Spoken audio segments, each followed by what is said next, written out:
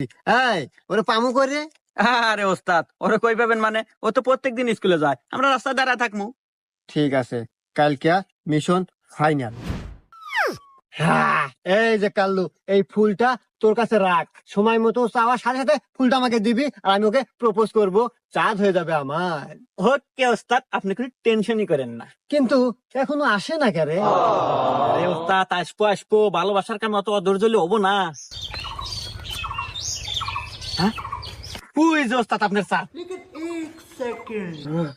ওরে আয় তোরা। पीछे देखो पीछे। ওস্তাদের একটু কাম কাজ। এই মেয়ে দাঁড়াও।